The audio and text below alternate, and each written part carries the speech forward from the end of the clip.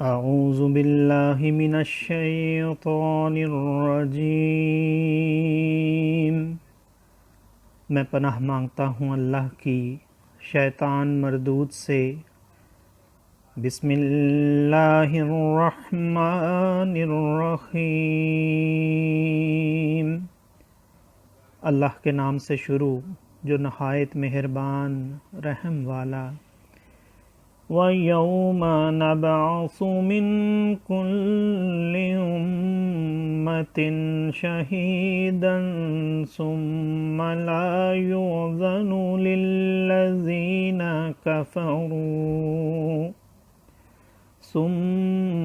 لَا يُؤْذَنُ لِلَّذِينَ كَفَرُوا وَلَا هُمْ يُسْتَعْتَبُونَ۔ وَإِذَا رَأَى الَّذِينَ ظَلَمُوا الْعَذَابَ فَلَا يُخَفَّفُ عَنْهُمْ وَلَا هُمْ يُنْظَرُونَ۔ وَإِذَا رَأَى الَّذِينَ أَشْرَكُوا شُرَكَاءَهُمْ قَالُوا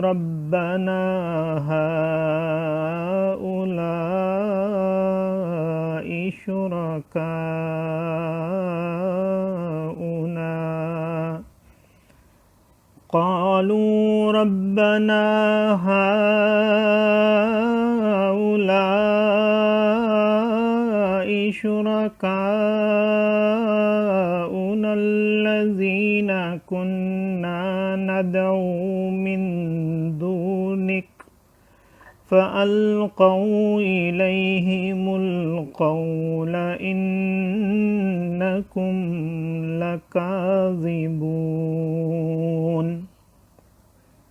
وَأَلْقَوْا إِلَى اللَّهِ يَوْمَئِذٍ السَّلَمَ وَضَلَّ عَنْهُمْ مَا كَانُوا يَفْتَرُونَ۔ الَّذِينَ كَفَرُوا وَصَدُّوا عَنْ سَبِيلِ اللَّهِ زِدْنَاهُمْ عَذَابًا فَوْقَ الْعَذَابِ وَصَدُّوا عَنْ سَبِيلِ اللَّهِ زِدْنَاهُمْ عَذَابًا فَوْقَ الْعَذَابِ بِمَا كَانُوا يُفْسِدُونَ۔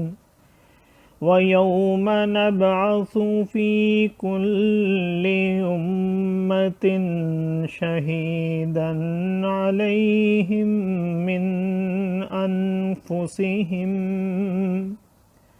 مِنْ أَنْفُسِهِمْ وَجِئْنَا بِكَ شَهِيدًا عَلَى هَؤُلَاءِ وَنَزَّلْنَا عَلَيْكَ الْكِتَابَ تِبْيَانًا لِكُلِّ شَيْءٍ وَنَزَّلْنَا عَلَيْكَ الْكِتَابَ تِبْيَانًا لِكُلِّ شَيْءٍ وَهُدًى وَرَحْمَةً وَبُشْرَى لِلْمُسْلِمِينَ۔ صدق اللہ العظیم۔ اور جس دن ہم اٹھائیں گے ہر امت میں سے ایک گواہ، پھر کافروں کو نہ اجازت ہو نہ وہ منائے جائیں، اور ظلم کرنے والے جب عذاب دیکھیں گے اس وقت سے نہ وہ ان پر سے ہلکا ہو نہ انہیں مہلت ملے۔ اور شرک کرنے والے جب اپنے شریکوں کو دیکھیں گے کہیں گے اے ہمارے رب، یہ ہیں ہمارے شریک کہ ہم تیرے سوا پوجتے تھے، تو وہ ان پر بات پھینکیں گے کہ تم بے شک جھوٹے ہو۔